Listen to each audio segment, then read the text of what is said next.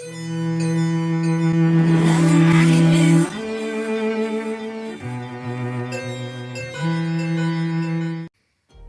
to all you guys out there in YouTube land. Yes, it's me, DR, and I don't know why I'm so orange and yellow today. I'm not entirely sure.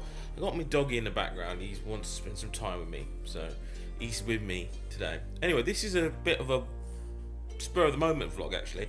I just watched Noel Plum's video. Religiously watched Noel Plum, like the cult of Noel Plum. I watched Noel Plum's video, and he was talking about,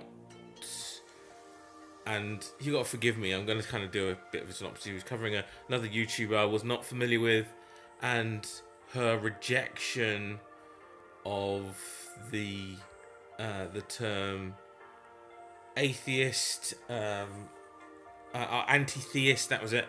Her rejection of the term anti-theist, and he raised a real relevant point, actually, that kind of it made me think. It kind of inspired me to make this, and it was the fact that I also highlighted a lot of my challenges when it comes to YouTube content, my YouTube content personally, and I'm gonna paraphrase for Noel, mainly because with this way of making videos at the moment, trying to splice clips in is a bit tricky. So feel free. What I'll do is I'll put a description of his video so you can go watch his video. But cut long story short, what we were talking about was the fact that people tend to get really caught up in terms. I did this as well. They got caught up in terms and caught up in the idea of labeling things, objects, items, people. And I get the fact we do that. I get the fact for a language to exist, there's got to be some form of labeling, and there's got to be some consistency around that labeling, even if it's a social agreement that a word means something. Like bad when I was a kid meaning good. There was a social agreement that was the meaning of that word. So I understand there needs to be some consistency around labeling, but it was almost, I think one of the things Noel said is that people have these kind of discussions and arguments and conversations, but actually when it comes to applying it in the real world, they don't do that. So they'll talk about, and he used anti-theism as a medium or a medium to talk about this. And maybe he wasn't making his point, so I apologise if I put words into Noel Plum's mouth. That's not my intention. I think the point he made was actually quite valid, and for me it led on to kind of my thought process around YouTube. Because what I find in YouTube is there's a lot of conversation that is almost a YouTube conversation, and that then once it's happened on YouTube ends and it isn't able to then be applied by regular people outside in the real world. So we talk about things in quite philosophical terms, and actually when it comes to going outside in the real world, people can't or won't or don't apply them in those ways. It's a bit like, and as he used the example, that most people would label themselves without religion, which would essentially put them in an atheist camp. And then really kind of described, and his video is really focused around anti-theism and what it means. I think the young lady used a term that religions caused harm and have never caused, or framed it in a way that meant religions are an ultimate bad. And I mean, my layman's perspective, until Noel went through it, I think I might have said that without thinking about the impact of what those words meant. Part of me, and actually interestingly in this argument about anti-theism, I kind of label myself a liberal anti-theist, mainly because I still think, and also I think one of the things when we label these things, I have this kind of caveat that when my type of anti-theism is focused around the big two, Christianity and the Muslim religion, those two is focused around those, because fundamentally I'm not anti-theistic to religions I don't know or have never come across. So I have no rejection. I have no anti-position to have against something I wouldn't necessarily know. I mean, I'd hasten to say I had something like Scientology in there, but I think fundamentally my point was I see a lot of content and a lot of discussions on YouTube. I mean, I've recently seen one from a lovely young American lady rejecting the label of feminism, mainly because the arguments that she's seen have really come from a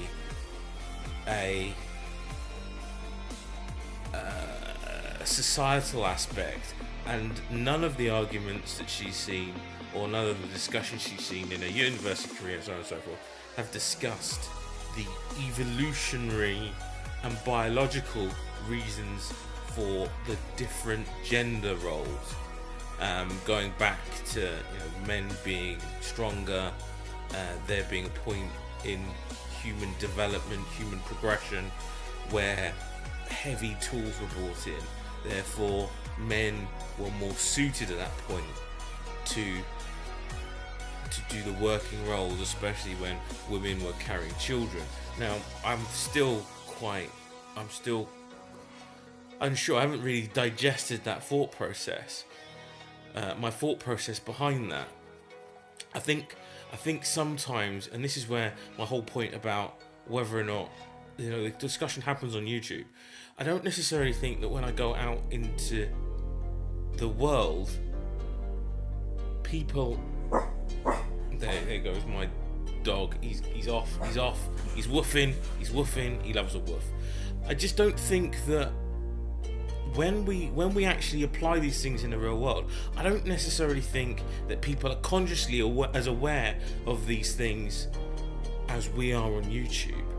I don't know if that's a good or a bad thing, but I think if we're trying to discuss things with a broader audience rather than just people on YouTube, then we might be missing a trick. We might be missing some key factor in order to reach them. And I think my worry behind this, and maybe this is not something that Noel said, this is something coming from me. My worry behind this is the conversation we're having is literally just on YouTube, to people on YouTube. And we're reaching people on YouTube. And when I say people on YouTube, what I mean is the die-hard people, the people who will watch those videos no matter what. We're reaching those people, but the traffic that comes along, that picks up a video and sees that and goes, oh, I'm interested in that, we're not necessarily reaching those people. And I think we almost need to have a bit of a back to basics approach, because I think this comes from being on YouTube for a long time. I get the progression of the argument. I'm a bit worried that we might leave people behind. And maybe this is a kind of follow-on to my other videos where I think that yes, our content has moved and we've gone on the journey, but the new audience might not necessarily go on the journey with us. I'm more inclined to listen to people who have simpler solutions. And I get the fact that solutions aren't simple, but I'm just concerned that we might be leaving some people behind. I'm actually really interested in your opinion of this. Am I overthinking this? Am I touching a point?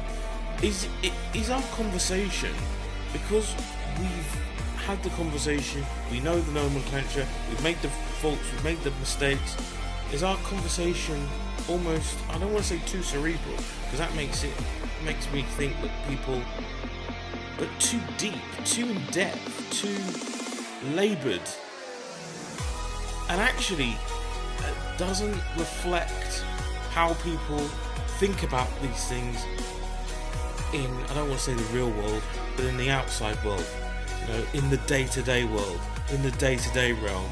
Because if you think about, and I think Noel's mentioned this a few times, think about how I make decisions. I think I was an atheist long before I called myself an atheist.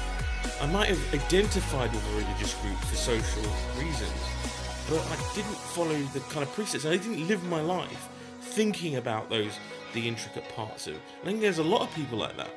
But actually, once the conversation started, and the conversation's made to them, and the point's made, and someone discusses it, they then go back to that point for security.